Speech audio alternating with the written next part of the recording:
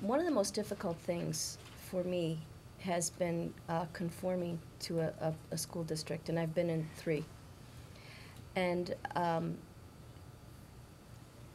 I was listening to, I think, I don't know how many of you read Eat, Pray, Love by Elizabeth Gilbert. I was on TED.com today. Boy, that's a fantastic site. Isn't that a great site? So much fun.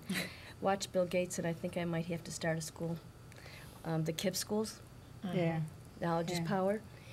And she was talking about the fact that when you're creative, it's almost like either you're some kind of a mentally ill dude, or you're really out there. And she went back to where in the past when Van Gogh and all these people, and now they're finding with the brain research that the guy was probably having frontal lobe seizures, so he wasn't really as crazy as we might have thought. However, when you go in with really innovative ideas, when you are an innovator, people do treat you like you're a tad crazy.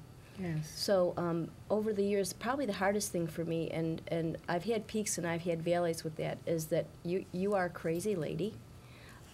Kids need to pass tests, not think. Thank God for Dr. Seuss, because and Diff and Do for Day, that was my favorite, where he talks about creativity and the teaching of creativity, because we're putting, in all our wisdom in this society, we're putting our kids in cages, and we really need to start opening the doors. We really do, and it takes someone with courage, and I think creativity is the path for that. And if you, again, remember the creative problem-solving process, don't give up, because there have been times when I've almost wanted to go in my little cave and shut the door and say, I think you're all crazy and I'm not doing this anymore. You finally get the spark and say, no, it's okay, we have to go forward, especially with the problems that the kids are facing today. Yeah, when you both were sharing, especially the politics part, I started thinking about, that's why I took early retirement, because I got so tired of coming up with a really wonderful idea that I knew would work, and hearing, well, yeah, maybe we'll do that next year.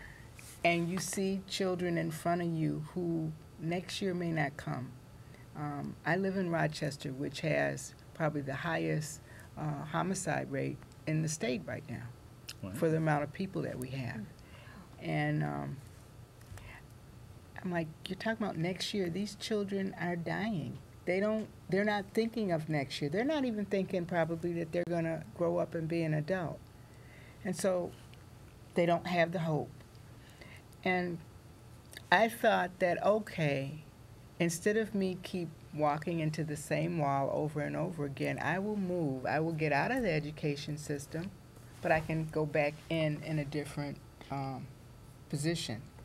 And so I volunteer with organizations that connect with the schools. Or I walk the halls and I'll just talk to a particular student and I'll say, why are you skipping class? And you see that hopelessness on their face. And I can talk to them and say, you can be somebody. It's all there. It's up to you. It's a choice that you can make. So the politics of education are destroying our kids. I mean, the testing, that's not about, you just learn how to take a test. It isn't thinking. It isn't being creative. And I just have this idea that if we could teach children and the adults in education about leadership and about creativity, that would just open up such a huge door that students' achievement would just soar. But I got to get somebody that believes me to give me a chance to do that.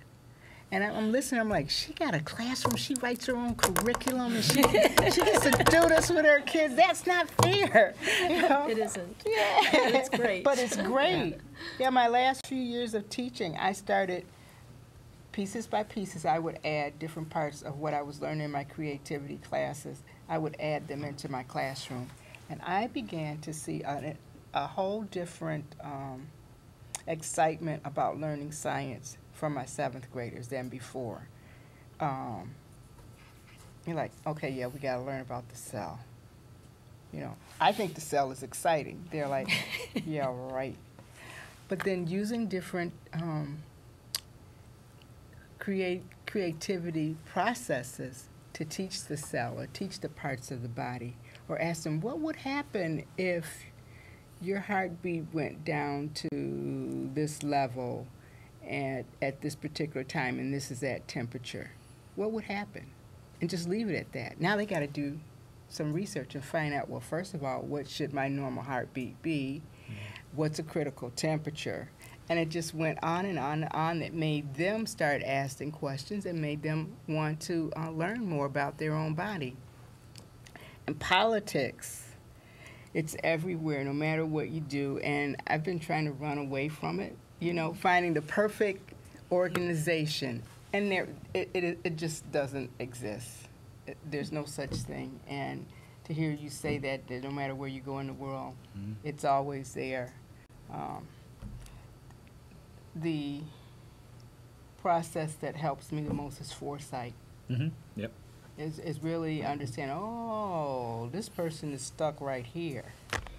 You know, they're not going to move unless I can help them understand that you're in development and you're getting ready to make a condo here and live here. You need to move on to implementation. We have a question. Yeah. To be honest, this is kind of one of those hard-pressed issues. When we talk about the morality of creativity, we're talking about things that go beyond our knowledge, our experience, because we only have a limited capacity to understand our surroundings. I kind of bring up one example of a book by Dr. Seuss that was rather innocent. It's called The Lorax. For those of you who are familiar, it raises a question about consumer capitalism and the ultimate effects of the larger system. It was a book that was banned rather quickly whenever it hit the library shelves because it raised questions that teachers didn't know how to answer, because it questions the fundamental systems of our everyday lives. So that kind of leads into my question. For all practical applications, what tools, what steps, what processes, what systems do you use to ensure that you're not unleashing the creative process without due prudence or due diligence? I'd like to respond just on an elementary level, because I get in trouble all the time, a real lot. And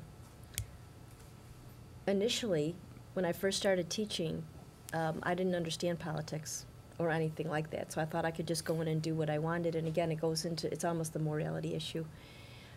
What I learned is that you have to be very careful to respect the system while not compromising yourself. And I referred to Dr. Seuss's last book, Diff and Do for Day, which he did not publish. He wrote and sketched out, but would not publish because it caused such controversy within the educational system. Because basically what he said is, this educational system is really wounded, and we are not going anyplace, folks, and I'm not going to publish this because I just don't want to go through this again. Brilliant man. So he put it on a shelf, and it was resurrected, and it, of course, turned into a Dr. Seuss-style book. But I think where he may have gone that may, and where we may go to be a little bit more moral, is to make sure, whether we like it or not, to check with the standards of the district. I work for an incredibly amazing district. I don't always like the rules. Williamsville is quite focused, but boy, do they know what they want. And so what I have to do is, while I'm out there winging it with my divergence, I really have to look at and respect their outcomes and what they need. And within that structure, remember that I can be as creative as I want to be, respecting their laws. And I think, again, I know I'm harping on the divergence-convergence thing, but the criteria that Sid we used to generate, it took me forever to understand. He goes, I think you need to be divergent when you come up with criteria. And I'm thinking, criteria is a convergent tool. How do you be divergent when you come up with criteria? You need to be divergent when you're coming up with criteria, and especially if you want the implementation to flow smoothly. So, of course, you have the morality issue, but don't let that stop you. Just really go into the divergence of the criteria and say, how can this work? In what ways can we make this work within the confines of the morality issues or the whatever confines that the districts or whatever your work gives you? I have a few thoughts about the question. The organizations that we tend to work with are almost always by definition significantly more adaptively oriented than, say, the team that I've put in to work with them. And they will have processes of evaluation which are often quite good in terms of working out whether or not the idea is dangerous or is in some way unacceptable. However, there are a couple of things which have come to light recently which have been really interesting. And the first is the, law of unintended consequences. I'll give you an example. A little while ago, Google started giving away to people in various parts of India relatively simple GPS mapping tools. And the reason that they did that is the quality of maps that you can get for the Indian subcontinent at the moment is significantly poorer than those for, say, Greater London, just because the infrastructure wasn't in place.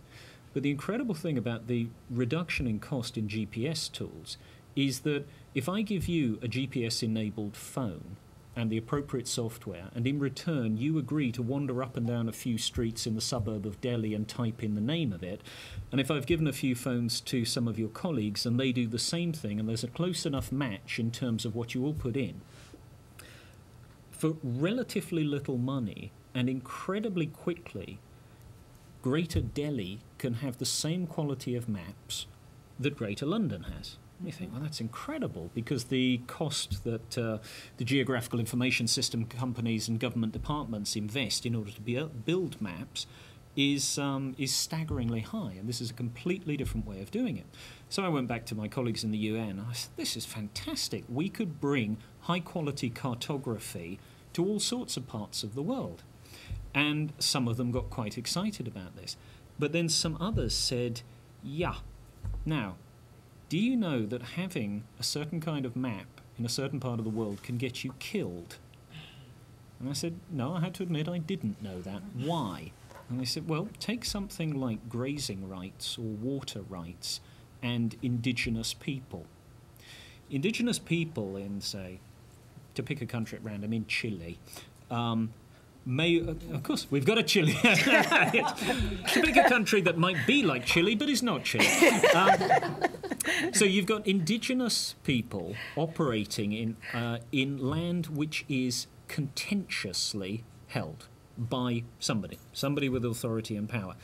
You give those people mapping tools and say, tell us where your herds go, tell us where your water resources are, and they start building a map which is actually politically explosive, because it doesn't conform with the map that the government or whoever it is says this is reality. Mm-hmm. Now, this would be an example of an utterly unintended consequences where everyone involved started off doing something with the very best of intentions. So, and this will work at the micro level. I'm sure we would be able to find exactly the same situations in Buffalo or even Lewiston, where I live. So there will be issues which you simply had not foreseen. But related to that, how we deal with the issue of perhaps not morality as such, but risk, is through the idea that you don't actually know what the solution is at any point. All you know is what might be an interesting way to move forward. And so what we try to do is to get people to not take massive leaps into projects, but to recognize that our understanding of the situation is much less than our belief in our understanding of the situation. And therefore the sensible way forward is to stick a toe in the water and see if anything bit it before you jump in completely. And so it's not a model based on morality, it's a model based on managing risk and uncertainty, which might be the same thing or it might be something different. But certainly, as the environment that we operate in is more and more dynamic, the way in which we used to implement ideas as bigger projects and these sorts of things becomes less and less connected with reality. We're going to take a little bit of break and come back, and we can continue the discussion and or move on to some others, and people will have a chance as well to do some more questions when we come back. But thank you, and let's take a bit of a break.